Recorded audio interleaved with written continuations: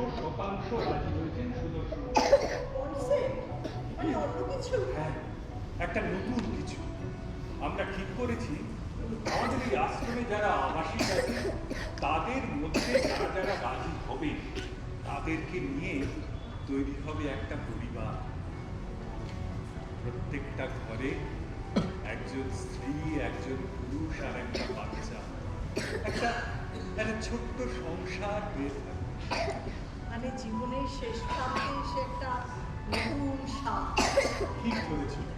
দেখো, আমরা সবাই তো এখানে নিজের হাতে গড়া সংসারটাকে ছেড়ে এসে একটা একটা ছোট্ট ঘরের মধ্যে দেওয়ালের সঙ্গে কথা বলে নিঃসঙ্গ প্রায় জীবন কাটাচ্ছি।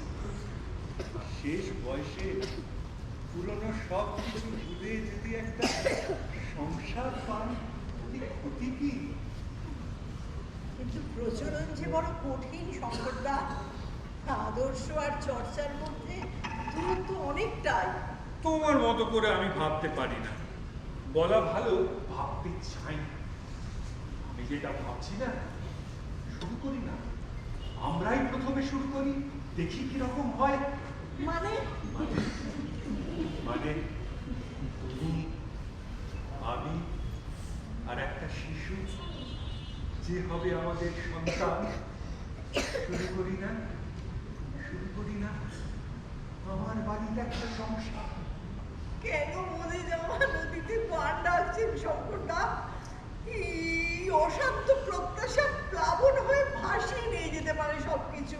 আবার এও তো হতে পারে ফল্গু ধারায় পুনরুজ্জীবন। কর্তৃপক্ষ রাজি, শুধু শুধু তোমার সম্মতি পাওয়ার অপেক্ষায়। আমার আলোর পথের দিশায়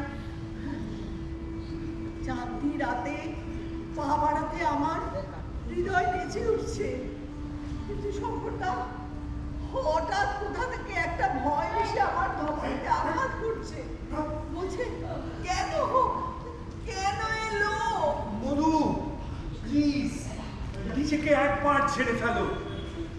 শরীর থেকে অতীত সমস্ত আস্তরণ যখন নিশ্চিহ্ন হয়ে যাবে, তখন দেখবে মনটা খুঁজবে নতুন দিশা। বড্ড লোভ হয় শঙ্করদা, বড্ড লোভ হয়। একটা একটা সন্তান, একটা সংসার, একটা